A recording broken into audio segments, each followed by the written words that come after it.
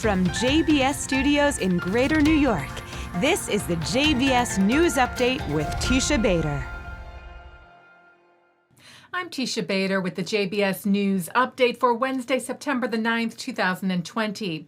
The Arab League said today that a resolution proposed by the Palestinian Authority to condemn the Abraham Accord, the normalization of ties between Israel and the United Arab Emirates, was voted down. The Palestinians had asked the 22-member countries group to condemn the deal and condemn the Emirates for, quote, abandoning Arab decisions, unquote.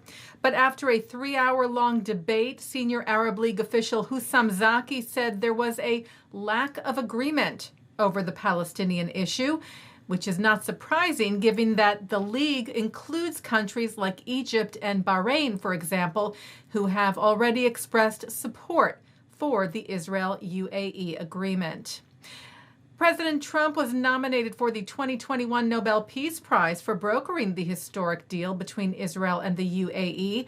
Fox News first reported that Norwegian lawmaker Christian Tybring-Gjedde submitted the letter of nomination in which he wrote, "As it is expected, other Middle Eastern countries will follow in the footsteps of the UAE. This agreement could be a game changer that will turn the Middle East into a region of cooperation and prosperity."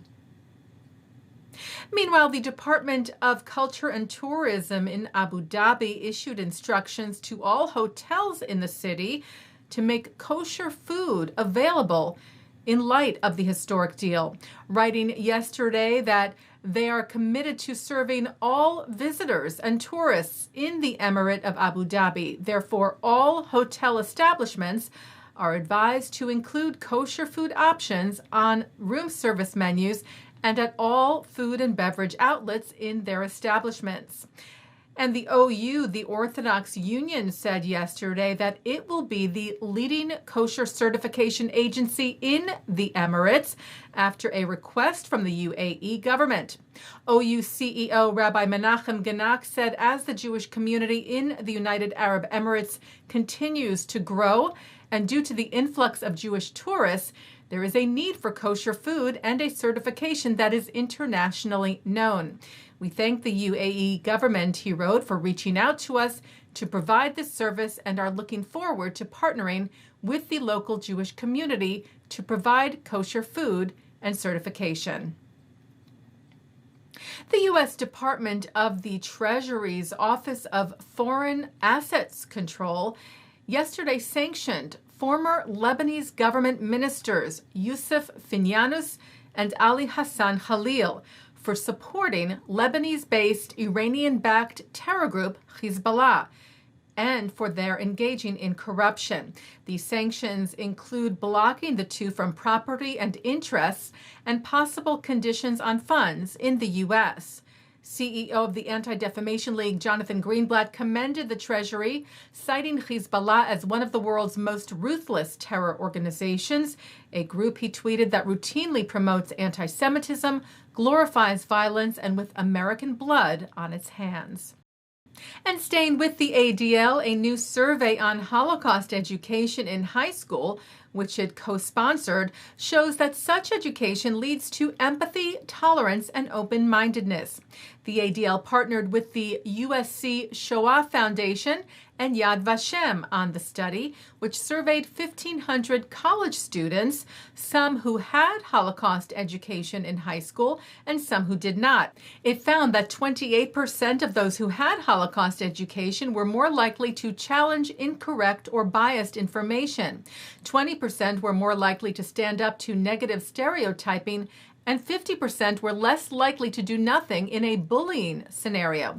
Greenblatt said the survey only confirms what we have heard anecdotally from teachers and parents for years, that Holocaust education is effective not just as an important history lesson, but also in equipping students with the tools to identify bias and confront it when necessary.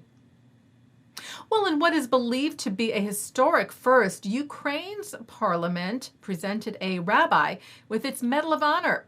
Yonatan Markovich, a Chabad emissary in Kiev, is said to be the first Jewish religious leader to receive the honor. The medal recognizes outstanding individuals in the world of science, culture, and art, and public leaders who make an important contribution to the Ukrainian public and the state. Taking a look now at our programming for tonight on JBS for Wednesday, September the 9th. At 7 o'clock, a discussion of the future for Israel and Jewish students on college campuses with Jonathan Haidt, Peter Berkowitz, and Elliot Kaufman.